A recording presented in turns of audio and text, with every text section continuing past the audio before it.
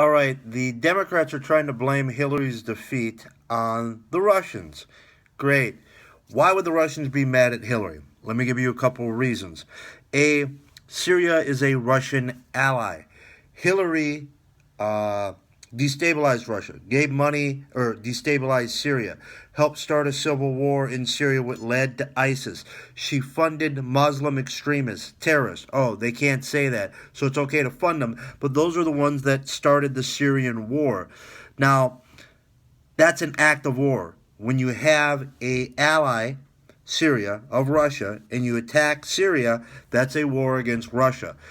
Russia got involved on Syria's side, on Assad's side. Remember, Assad was a peaceful government as far as the United States was concerned. They were not hostile to us. They were doing nothing to us. She started a civil war in their country, which led to ISIL, or ISIS. Now, she wanted a no-fly zone in Syria. What does that mean?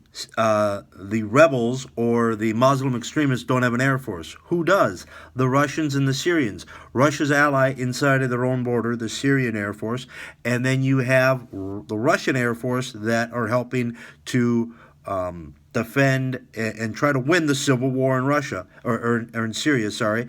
And what does Hillary want to do? Shoot down the Russian planes so that Syria loses their own civil war. Another act of war. So maybe the Russians were mad. But that being said, the Russians didn't hack her. There was an insider that didn't like her. This is a woman who had to steal the Democratic nomination from Bernie Sanders. Debbie Wasserman Schultz had to step down because of the email leaks.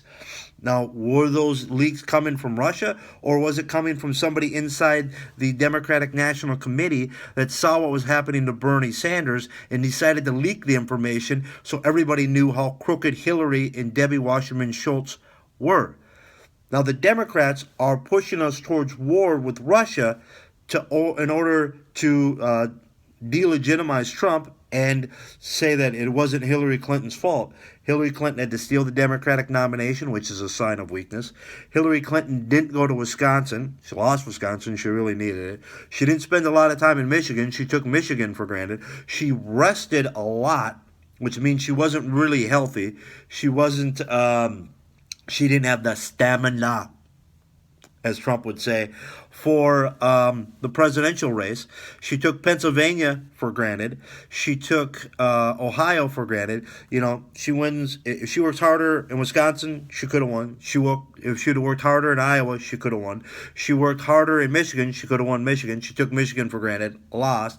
You want to talk about cheating? Turns out in Michigan, the city of Detroit had more votes for Hillary than people that actually voted. So more people voted for Hillary than actually physically walked into the polls and voted. That's called cheating.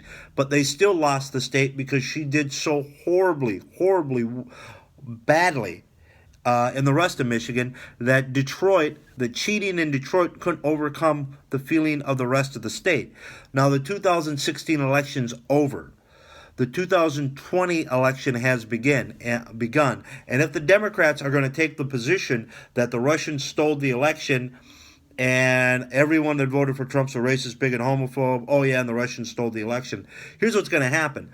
Trump delivers jobs, economic growth, and they're still talking about racism, bigotry, homophobia, and the Russians in 2020. The Republicans are going to win in a landslide. There may not be a single Democrat that can win re-election in 2020 running on Russian hacking. Republicans are racist, bigoted, homophobes. If the economy is growing, there's wage increases, healthcare is more affordable, and people have more money in their pocket. That's the issue. You want to try to delegitimize Trump? Go right ahead. You want to talk about racism and the Russians? As long as the economy is significantly stronger and people are making more money and America is safer in 4 years, the Republicans will win a landslide and the Democrats will sound like people who are with mental illness rambling their mouth about something over in a corner that's functionally irrelevant. It failed in 2016. It's going to fail in 2020, and I hope they keep it up. I'm Tim with Tim's TV. That's my rant for the day.